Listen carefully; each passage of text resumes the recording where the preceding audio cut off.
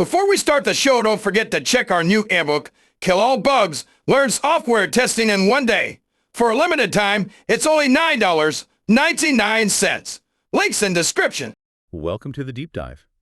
Today we're taking a closer look at something really quite crucial for, well, anyone interacting with web applications.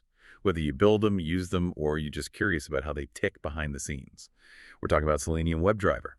Our mission today is really to dig into this powerful tool, pull out the most important bits about what it is, how it works, and why it's such a big deal for making sure our web experiences are actually smooth and reliable. We'll be drawing on the key insights from the sources we've reviewed, so you'll get a really concentrated dose of knowledge, and maybe even some surprising facts about how web apps get tested. Okay, let's unpack this. So maybe the place to start is the most basic question, right?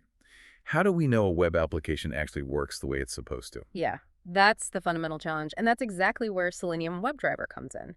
It's essentially an open-source toolkit, a collection of APIs built specifically to automate testing for web applications. Okay, so it's about automation. Right. Its core job is to verify, programmatically, that web apps do what they're expected to do. And critically, it does this across a whole range of browsers. Firefox, Chrome, Safari, even Internet Explorer back in the day. That cross-browser thing sounds pretty important. Oh, it's essential. Think about it. You want your app to work the same for everyone, no matter what browser they're using. Inconsistencies are, well, bad for business. Makes sense. And I understand there's a key difference compared to, say, simpler tools like Selenium IDE. WebDriver lets you use actual programming languages to write the tests. Exactly. And that's a game changer. You're not just recording and playing back steps, you're writing code. This means you can build much more sophisticated tests. You can use conditional logic like if then else, switch case. So you can handle different scenarios within the same test. Precisely. And loops, like do while, for repetitive actions. Plus, it supports quite a few languages. Java, .NET, PHP, Python, Perl, Ruby. You just need to know one of them, really. The sources mentioned Java with Eclipse is a pretty common setup people use. Okay, so that programmability adds a lot of power and flexibility. Definitely. It lets you build robust, maintainable test frameworks, not just simple scripts. So we've got the what and the why, but how does it actually do it? How does WebDriver get that direct control over a browser? That sounds kind of complex. It's actually surprisingly straightforward, conceptually at least. WebDriver controls the browser right from the operating system level. Oh, okay. Not by injecting JavaScript or something. No, not like the older Selenium RC. It uses browser-specific drivers like Chrome driver for Chrome, Gecko driver for Firefox.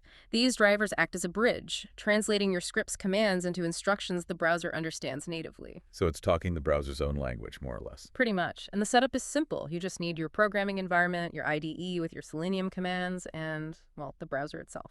Right. So what are the big advantages of this approach then? Well, the first major one is speed.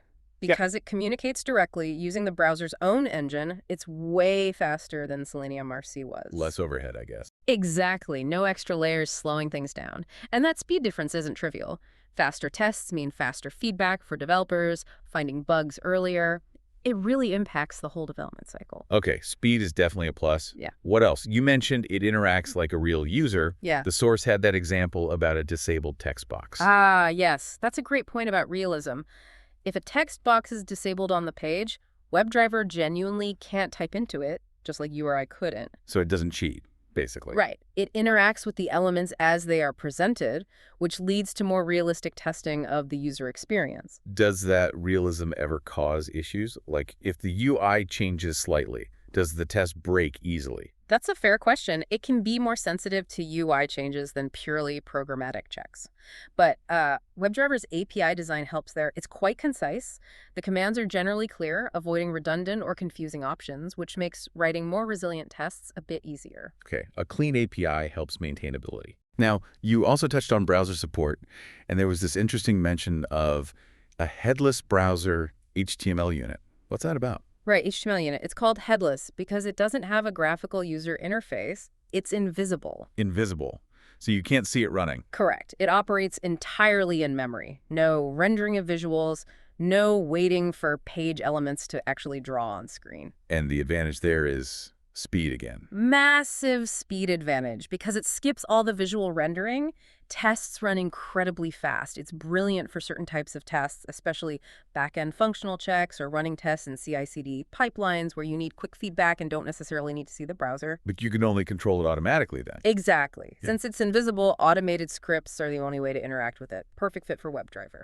Okay, so lots of power, speed, realism, but no tool is perfect. What are the limitations, the roadblocks you might hit with WebDriver? Well, one significant limitation stems from how it works at the OS level. It means WebDriver can't always immediately support brand new browsers, or even sometimes major new versions of existing ones, Why is that? because different browsers interact with the operating system in different ways. When a new browser comes out, the WebDriver team has to figure out those specific communication protocols. So it takes time for them to catch up and build support. Exactly. And it's ultimately up to the volunteer WebDriver team to decide if they'll even support a niche or rapidly changing browser. It's not automatic. That could definitely be a constraint for teams needing cutting-edge browser support. It can be, yeah.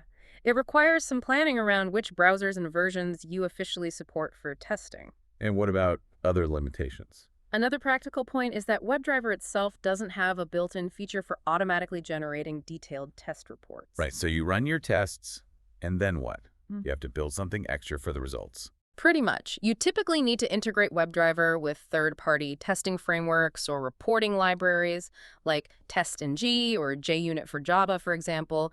They often handle the reporting aspect. So it's doable, just requires integrating other tools. Yes, exactly. The ecosystem around Selenium is large, so there are good solutions available, but it's an extra step you need to account for. Okay, so let's try and wrap this up. We've seen Selenium WebDriver is this really robust, flexible tool for automating web app testing. Key things are its cross-browser capability, the power you get from using real programming languages, Allowing for those complex custom tests. and its speed, thanks to that direct browser communication, plus the clean API and that interesting HtmlUnit option for super fast headless testing. That sums up the strengths well. Yeah. And on the flip side, the main things to keep in mind are those potential delays in supporting brand new browsers. Right, because of the OS level interaction. Yes. And the need to bring in other tools or frameworks to handle the detailed test result reporting. So, bringing it back to you, our listener, what does all this mean?